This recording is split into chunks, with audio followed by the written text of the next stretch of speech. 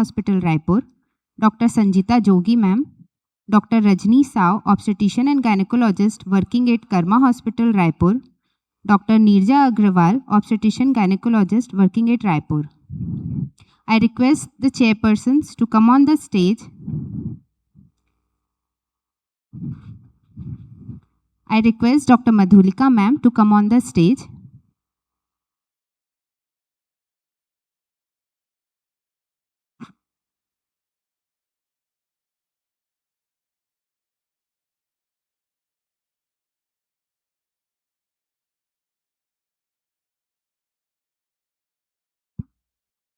I request the chairpersons to introduce our speaker, Dr. Madhulika Agrawal ma'am.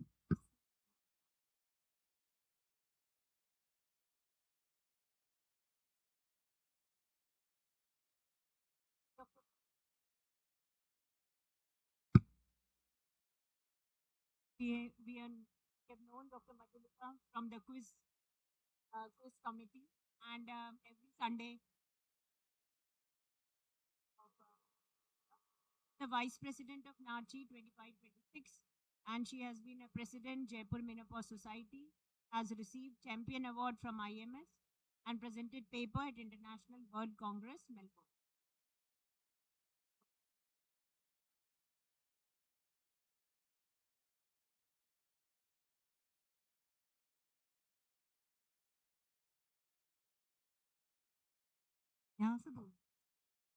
I request Dr. Abha Agrawal ma'am, Deherwal ma'am, please come on the stage, be our chairperson for this program.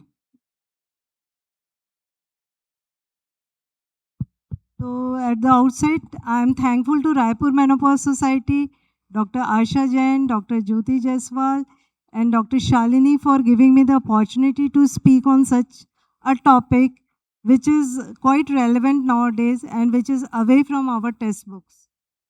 So while coming here, I have gone through the social media and then I found some post which says coconut oil can cure hot flushes, or detox can reverse menopause, or supplements which I have never heard of can reverse your age up to 55, and only positive attitude can cure the symptoms of the menopause.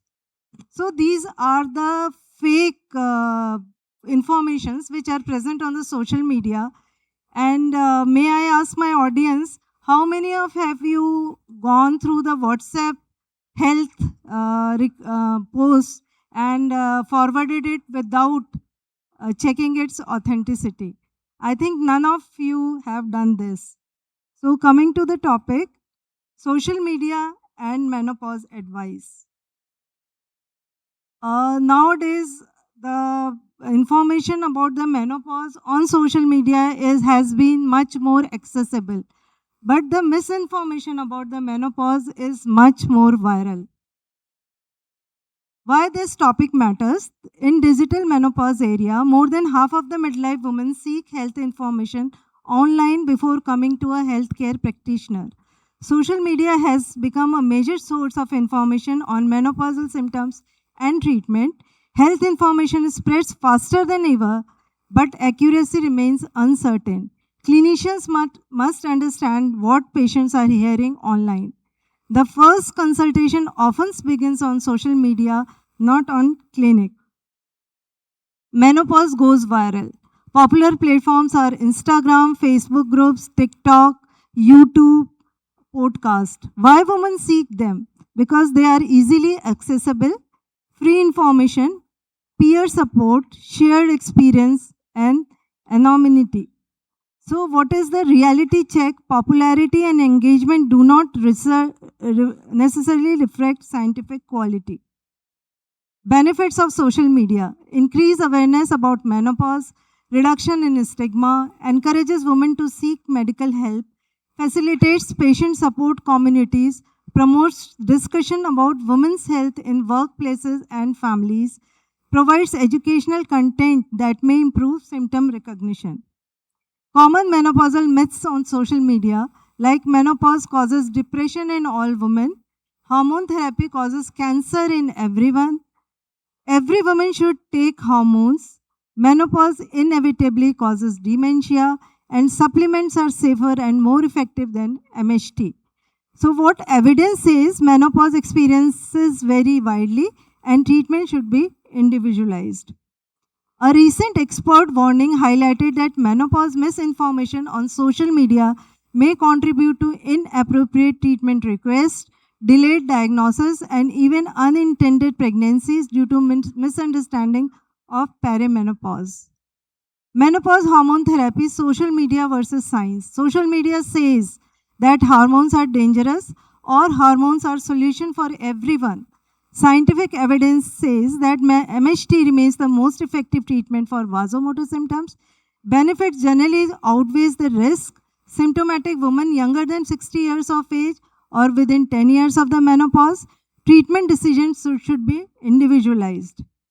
The bioidentical hormone debate, common claims online, they are natural, they are risk-free, they are customized, they are anti-aging. What guidelines say?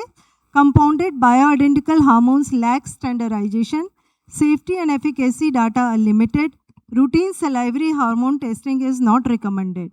Natural does not automatically mean safe. The menopause wellness industry. There is a huge amount of menopause wellness industry, and commonly promoted products are ashwagandha, black cohosh, adaptogens, collagens, detox regimes. What are our concerns? Unlimited evidence, variable quality, and lack of regulations, and high cost also. So our message is supplement should complement, not replace evidence-based care.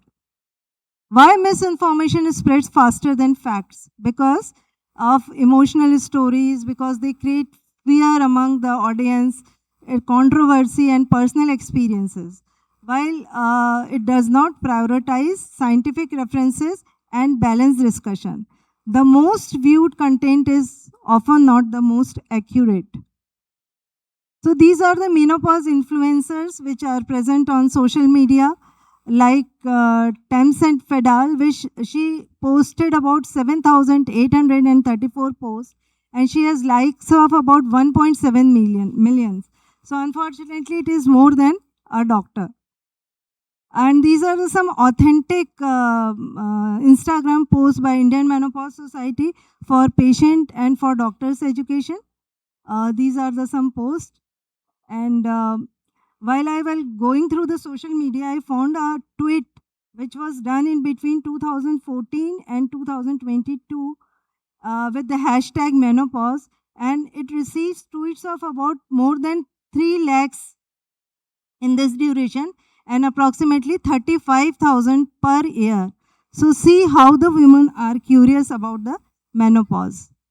Some misinformation like menopause guru, which says that doctors won't tell you this, hot flashes can cause by toxins, and my 14-day detox can reverse menopause naturally. So it has 18.2 thousand likes and 3,500 comments. Trusted menopause information source for patient and for healthcare professional, Menopause Information Organization IMS, International Menopause Society, the Menopause Society Patient Education, the Menopause Society Office on Women's Health, Indian Menopause Society Patient Guideline Book and Frequently Asked Questions, British Menopause Society Climatric, and Journal of Midlife Health. And these are again sites for patients' education, like they have Instagram posts, they have various menopausal guidelines, and they tell you about the menopausal symptoms. Like I have already said, Indian International Menopause Society, the Menopause Society, British Menopause Society, Australian Menopause Society, Women's Health Organization, and Mayo Clinic Menopause Center, which is highly trusted one. Patients no longer come to us with symptoms alone, they come with screenshots. These are the authentic menopause Instagram posts by Dr. Hevers, Dr. Hish, and in our day-to-day practice, we come across the patients who stopped hormone therapy abruptly while reading on social media that it causes cancer. And some executive, she takes supplements and she spends more than 40,000 per month but yet she has not relieved of menopausal symptoms. Where should women get menopause information? Green Zone, Indian International Menopause Society, the Menopause Society, British Menopause Society, Australian Menopause Society, and Menopause Specialist. Yellow Zone, which she should verify, just 2 minutes, influencers, wellness coaches, and menopause coaches. And the red one is Detox Cure Menopause. One symptoms cures everything, and hormones are dangerous for everyone. What major guidelines recommend that it should be individualized care, and it should be evidence based, and lifestyle optimization should be there. The role of menopause practitioner: we must be educator, we must be myth busters, we are digital communicators and trusted online voices. Why? Because patients are already learning online. Our responsibility to help them identify reliable information. Evaluating online menopause advice: top framework, S for source, who is providing the information. T is for transparency, are conflicts of interest disclosed? O for objectivity, is there a balanced discussion? P for proof, are references or guidelines cited? Practical advice for patient: who posted it? What are its credentials? Are references provided? Is a product being sold? Does the advice align with recognized guidelines? So, key takeaways: social media has transformed menopause education. Awareness has improved significantly. Misinformation remains common. Hormone therapy is particularly vulnerable to myths. Clinicians must guide women towards trustworthy resources. Evidence should always overweigh engagement metrics. The best menopause advice should come from evidence, not algorithms. Before trusting a social media post, ask is the information is consistent with International Menopause Society, British Menopause Society, the Menopause Society, or national guidelines. Social media is a powerful tool for menopause education, but credibility should be determined by evidence, not engagement.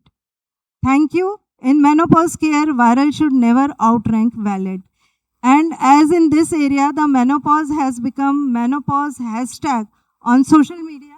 Unfortunately, the ovaries, they do not respond to hashtag. Thank you. Thank you for your patient hearing.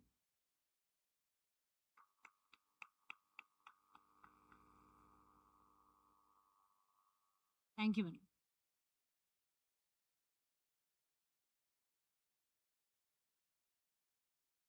Thank you so much, ma'am, for your thought-provoking session and enlighten us with beautiful knowledge. Now next, we are moving on to our next session, that is